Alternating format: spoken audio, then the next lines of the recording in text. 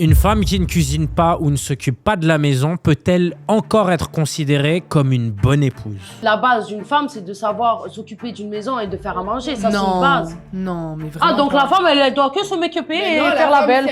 Si tous les deux ils ont des business, la femme elle se lève tous les matins autant que l'homme, il n'y a pas que elle qui va le faire. Je crois qu'en plus elle va faire toute seule les tâches. Pas du tout, vous partagez les tâches, ça pas ou quoi? Tu peux travailler, avoir une entreprise, c'est pas le rôle de la femme maintenant. Enfin, si c'est ça dans vos têtes, je suis triste pour vous. Hein. Donc tu vois ton mec faire la lessive pour toi. Par exemple, je sais pas, lui il a un jour de plus de repos que moi, bien sûr qu'il va faire la lessive. Jamais de ma vie, je laisserai mon mec faire ma lessive. Mais genre, si tu lui fais des bons petits plats, la maison elle est propre et tout, genre il va t'admirer encore plus, il va dire mais ma femme c'est vraiment la best, genre. La base d'une femme, on parle d'une base d'une femme, c'est de s'occuper d'une maison et de la cuisine. Et l'homme il travaille. Pour moi, genre une meuf qui sait cuisiner, qui sait prendre soin de la maison, qui sait prendre soin des enfants, enfin c'est honorable de ouf. Genre maintenant il est avec une meuf qui sait ni cuisiner, ni mettre une machine en route. C'est quoi?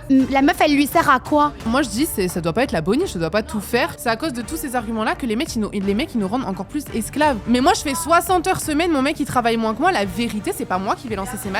Oui, mais c'est machine, mais lui il va pas lancer les tiennes non plus, alors du coup. Ben normalement c'est la femme en fait, elle doit tout faire.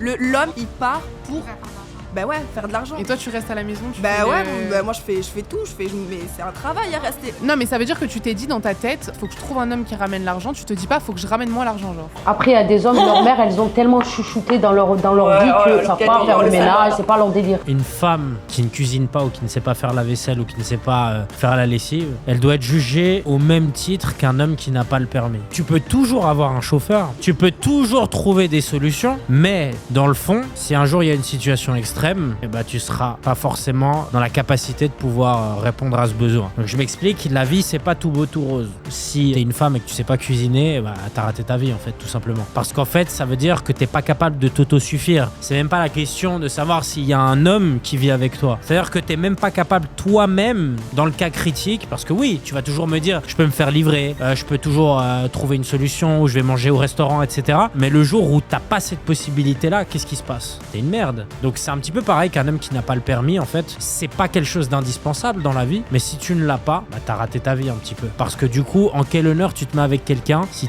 déjà toi t'es pas satisfaite de toi-même? Si t'es pas capable de t'autosuffire, bah te mets pas en couple en fait tout simplement. Clique sur le lien dans ma bio et change ta putain de vie.